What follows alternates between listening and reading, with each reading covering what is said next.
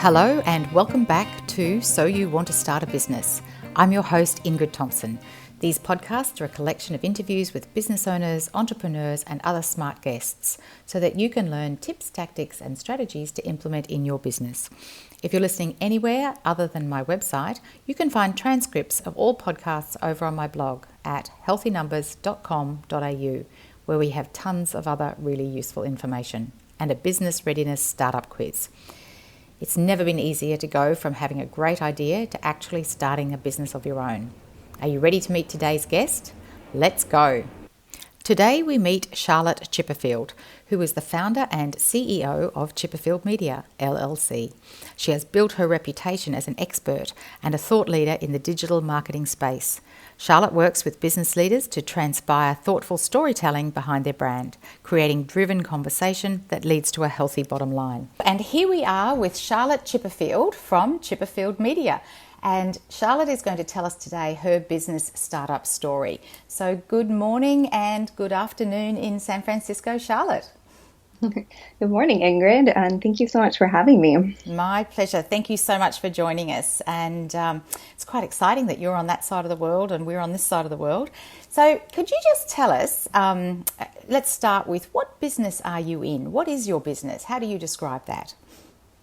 Absolutely. So my business is Chipperfield Media, and we specialize in digital marketing. And so digital marketing has sort of become this very robust, large sort of industry, if you will.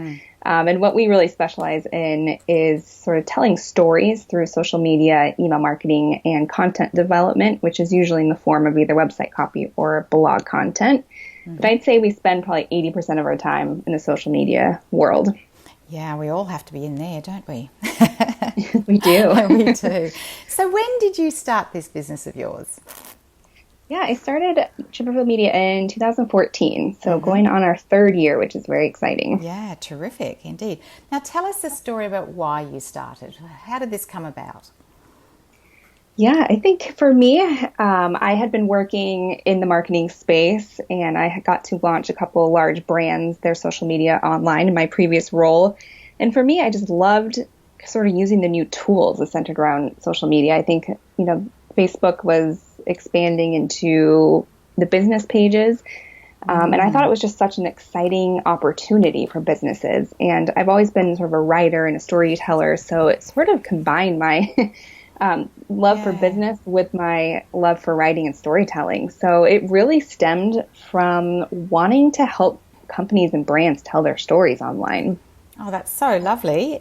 And what did you want from the business? So you wanted to help businesses tell their story and brand, but what did you personally want from your business from the beginning? Yeah, I think for me too, it might be kind of cliche, but sort of being my own boss, I think, wanting to kind of have that independence and the financial freedom and the flexibility. And I think sort of building my own ideal work environment. I think for a lot of creative individuals, it's very hard to sit at a desk from 9 to 5. And so being able to sort of create my day based around when I know I'm at my best to be creative or when I'm not at my best is something that has actually helped me a lot in my business, is having that flexibility. Isn't that lovely? And is it giving you that? In 3 years later, are you feeling like, do you have that flexibility and be your own boss? Do you have that sense in your business? I do. I probably spend more time at my desk now than I am my own boss, but it's definitely working on things. Oh, the irony. I know, the irony. But at the same time, I am able to, if I need to take a 2-hour lunch break to go to the gym or run some errands, I can do that. I don't need to ask someone to approve me stepping out for that length of time. So I think I spend probably more time working, but it's more rewarding because it's for myself. And just being able to take those breaks when I need to, or take the afternoon off. And so I think it's important to kind of have that balance.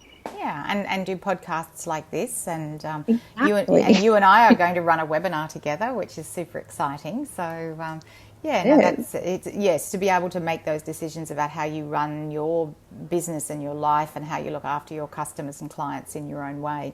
We'll come to that. So there's a point in time where you actually realise that you are actually in business. And do you remember that moment when it felt like the business became real? I do. I think for me, it was probably about like 6 months after I started. I sort of accumulated just like a handful of clients, and we were helping them with a little tasks here and there. And for me, it was when I was also sort of applying for jobs at the same time. It was kind of a weird period in time where I was like, oh, I can definitely do some consulting, but maybe I'll work for this company, and kind of kept going back and forth. And I kept getting rejected from all these jobs, and they were so competitive. And it was like, oh man, this is, it was discouraging, but looking back now, it's like, no, that was supposed to happen. And so as this kind of handful of clients started growing, I realized I was like, wait, I have a business on my hands. Like I'm now full time working for myself. And so that's actually the point in time where I then incorporated, and that's when it felt really official. So yeah. So you went, what do you call it in America? It's like a sole operator. Yeah, they're sole proprietorship. A sole proprietor. We call it sole trader here, and then we become incorporated. So that same idea is sort of you're working for yourself, and then you become serious and you become an incorporated business. Oh, so that's the moment for you. I've got a handful of businesses here, and it's real. Yeah. So how did you know? And I know that you were doing this marketing for another business, and you'd worked on some brands and some great launches. But how did you know that customers wanted what your business was offering? And how did you know that that business idea would be viable, that it was going to be viable, that your customers want what you're offering? How do you get that sense, Charlotte, please? Yeah, that's a great question. I think for me, like social media for business for anyone it's still so new in a way. I think it's only really been in the last 5 years that you've seen companies really dive in and embrace it to its fullest. And there's still lots of companies that are like, should we do this? Should we not do it? And so I just knew there was a lot of opportunity. And I think, like you touched on too, is that we all are in the digital space at some point in time. I mean, you have to be digital at this point. And so social media is one of those tools that really helps you spread your message, connect with your customers. And so I think as social media continues to change and evolve, there's always going to be a need for it, especially from the business standpoint. Yeah. And, what I observe, and I'm sure you see similar, is that when businesses try to do it for themselves, it's just another thing they have to do, and maybe they don't understand as much about it as someone like you who's spending their whole time in that space. Exactly. Yeah, I think excuse me, a lot of the clients I talk to, or potential clients I talk to, it's always sort of that bandwidth issue. It's that they know they should be doing it, they want to be doing it, but it always falls to the bottom of the to-do list. And so when I think it falls to the end of the to-do list, it's sort of, well, we'll throw up a post and we'll forget about it for a week. Then we come back and throw up another post. And so it's really being able to kind of step back and take the time to plan out that strategy and what is the content offering. What do we want our customers to do as a result of seeing it? So there's a lot of steps that go into it even before you post. So it's not just jumping on Facebook or Instagram or Twitter and just putting something there, is it? It's so much more than that. It is, absolutely. So back to you and your business. How did you fund the business? And I guess, it's you and your laptop, but as you said, you were sort of thinking about, applying for jobs. And so how did you actually, eat your dinner and pay for your breakfast? And, how did you fund those early days? Yeah, it's kind of puts a smile on my face because it was stretching every dollar for sure. But I mean, it was very much so bootstrapping, if you will. It was, making sure that I stayed within budget on what I was getting paid from clients and not growing too quickly. I think that's something, I think once you sort of decide you are a business, you want this like grandiose office and you want all these employees or, you want to expense everything. And I think it's really kind of living within those means. I did work with my bank. Actually, I got a very small loan from them. So that was also kind of helpful to kind of patch over the months where maybe earning wasn't where I wanted it to be. But it was a very small loan. So it's, and I think some businesses as well, they save up a bit for a couple of months beforehand and sort of have a bit of a buffer. What I call a buffer balance, to have a bit of money in the bank, so that first month or two where maybe there's more time going out and not as much money coming in. Yeah. So do you normally, would you normally now, would you put people, do people pay you a retainer, or do you charge by the project? I generally do monthly retainers, just because, especially on the social media front, we do a lot of the retainers because it does take quite a few months to sort of build up and test different strategies and content before you're starting to see those results. Yes. We do project-based for sort of like website copy or blog post generation. So it depends on the service. Okay. And then, so without, I mean, you don't have to talk to us about actual dollars, but how did you come to a decision about pricing? How did you, where did that amount come from in terms of, what was your process for thinking about how much to charge your clients? Yeah, it's a great question. And I think that was an ever-evolving process in the beginning, and still sometimes is. For me, I think on the social media front, it really depends on the frequency of posts and then on how many platforms. So those are sort of the two main indicators for me. I think I don't charge by the hour for social media because there's so many times where I'm spending 30 seconds or a minute just checking the accounts to see what the notifications are. Yes.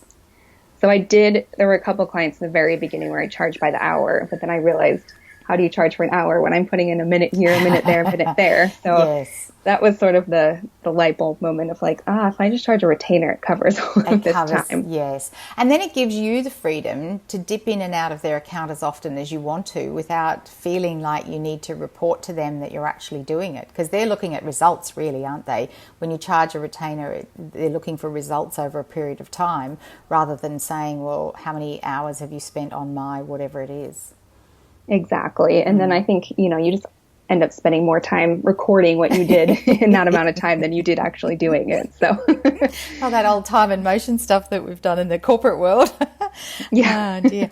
So now, Charlotte, how do you find new customers? And so you said at the beginning you had this this group of the early customers, and then you've grown, or clients, and you've grown that. Where do your new people come from? Yeah, that's a ever-evolving process, I think. Yes.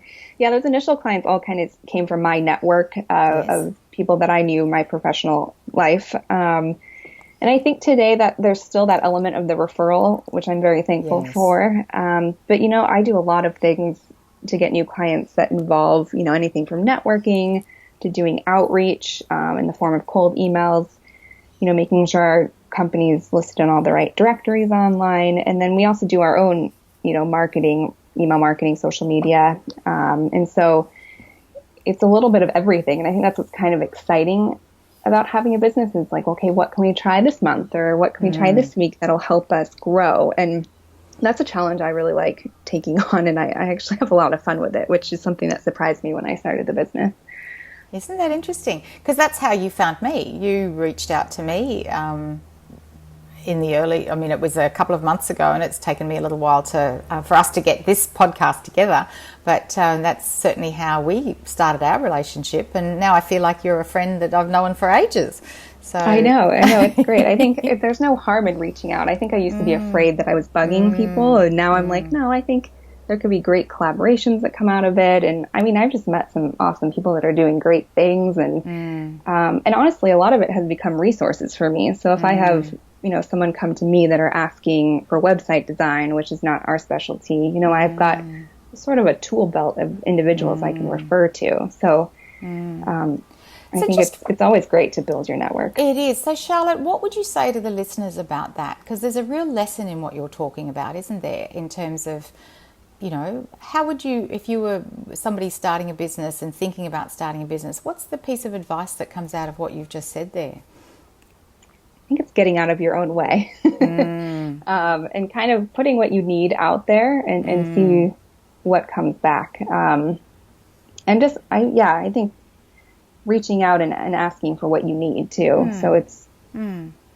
And there's a sense of clarity about who your customers are, aren't there? Like, you've got a preferred group of people that you like to work with. You can work across a range of clients, but who are the people that who's your ideal client? Yeah, we've worked with a few different industries, but we are very consumer product oriented. We work a little bit with service-based companies and tech companies as well, being in the Bay Area. But it's very consumer product based. So I know there's a number of my listeners are actually selling a product. I have some direct clients myself who are consumer-based products, and I know there's other people listening to this podcast who are interested in, starting a business that is around a product, because quite often people starting a business is around a service, isn't it? But there's lots of people wanting to start in the product space as well. So it's an exciting space to be in, Charlotte. Okay, it is, absolutely. So do you have an exit strategy? And I know that might feel like a really weird question and you're only 3 years in, but do you have an exit strategy? Yeah, that's a good one. I think it's one of those things that was sort of in the back of my mind when I started the business. Having gotten a business degree at university, it was kind of like, well, you better have an exit strategy. But honestly, I mean, I would love to do this as long as possible, as long as that I'm able to. But I'm sure there will be a time that comes that it might make sense to maybe merge with another industry or agency. I don't know if selling the business would be right just because my name is on it, but you never know. So I could imagine Chipperfield Media's it sounds like a media company. It's not like Charlotte's storytelling or something. I mean, that would be a completely different kind of and I'm not being not diminishing it in any way, but if it was much more kind of hobbyish sort of sounding like that, whereas Chipperfield Media sounds like, man, that sounds like something that should be on Wall Street. It's a great name, isn't it? It is. It's a lot of fun to say.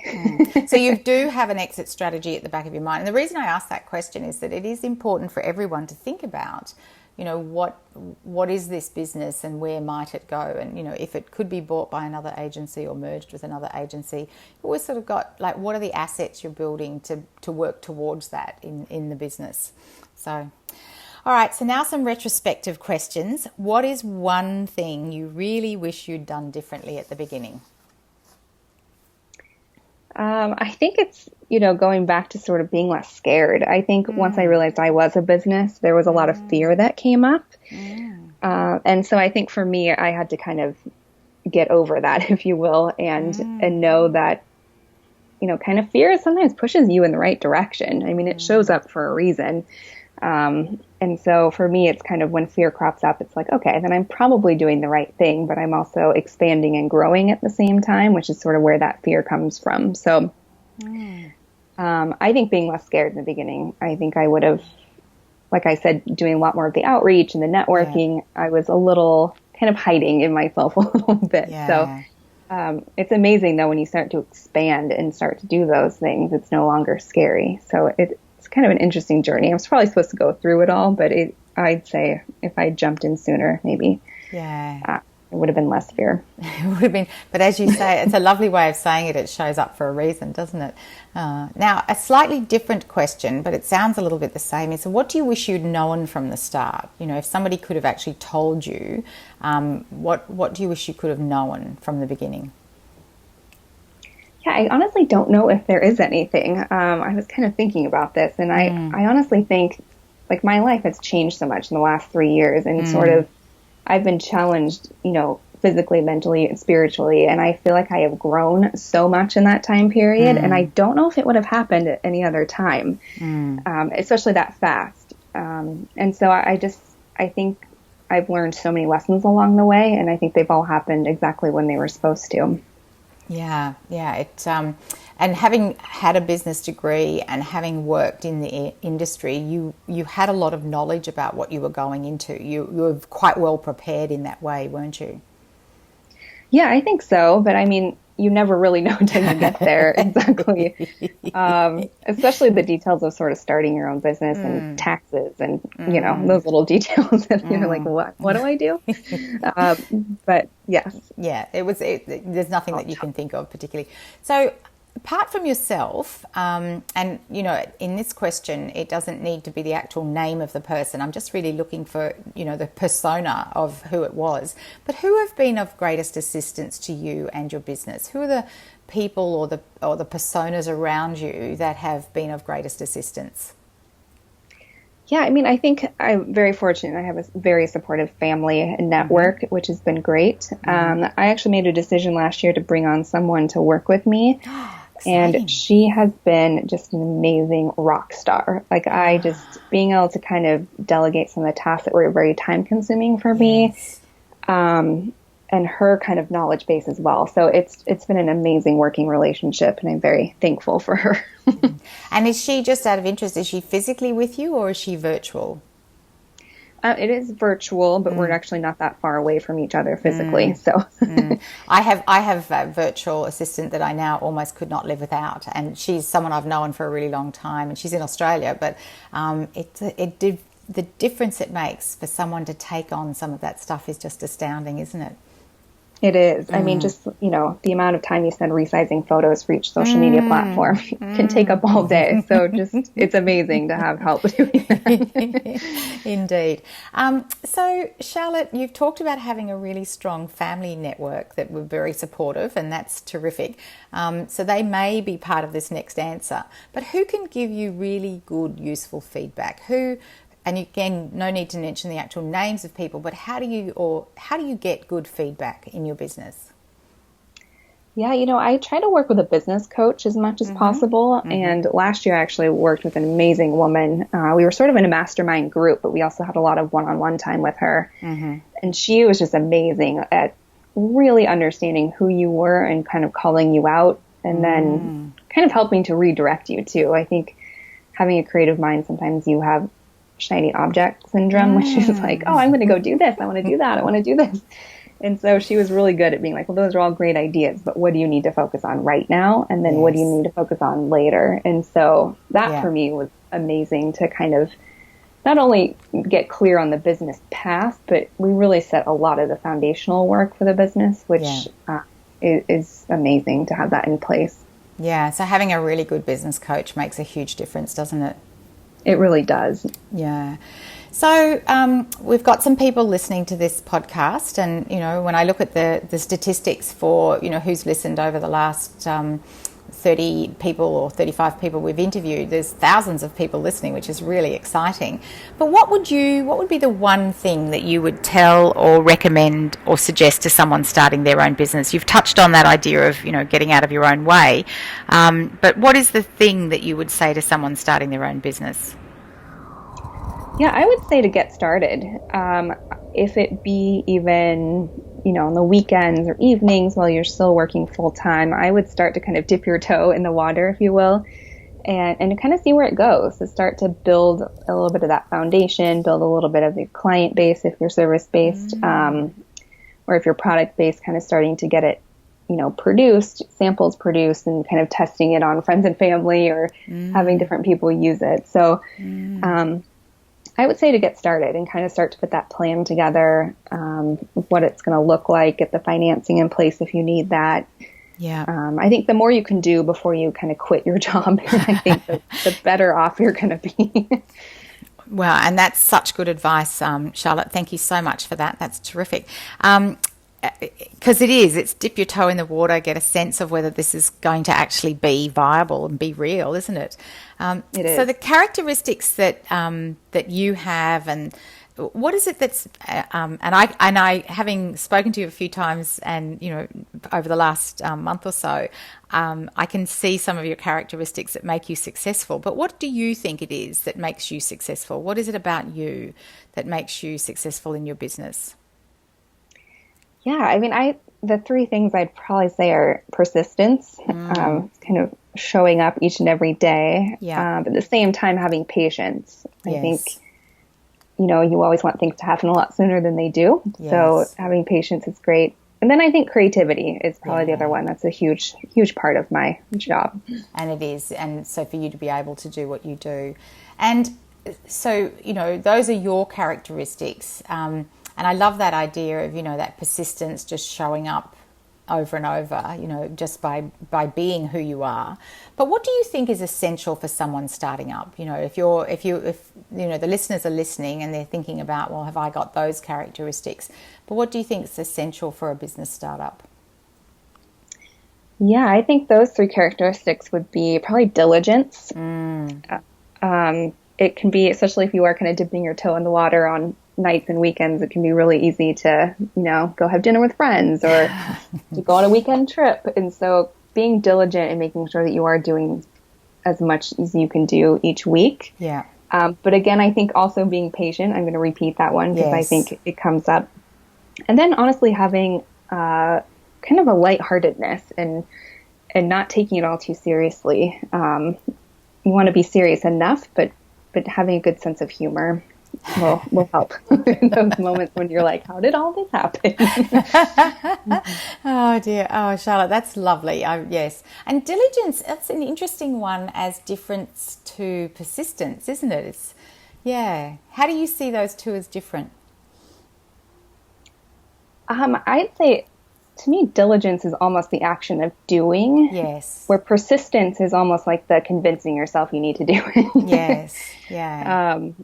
They are similar, but I think one's almost like a mindset where one's more of an action. Yeah, and I think maybe in the early stages you need more diligence, because it is, as you say, so much more tempting in those very early days to think, oh, it'll be okay, I can just go, to lunch with my friends, or I can go away for the weekend. And the listeners, we can hear there's another one of those aircraft going over. I'm recording this podcast at home, and I just have to acknowledge that there's the sound of a very large A380 or 747 going over my house right now. So we'll just leave that there, because this is the sounds of the suburbs, and whether it's a dog barking. And one of the joys, as you say, Charlotte, of working from home, isn't it, that we sometimes have other sounds coming into our office space that we weren't expecting. Yeah, no, it's very true. Yeah, but maybe it's a sign I need to come visit you. I think so. I think it could, and you'd be very, very welcome in Australia. Charlotte, thanks so much for this interview. Is there anything else that you think somebody starting a business, those are my questions that I like to ask everybody that I interview, but is there anything else in your journey that I haven't covered with one of those questions that you'd just like to add for people listening?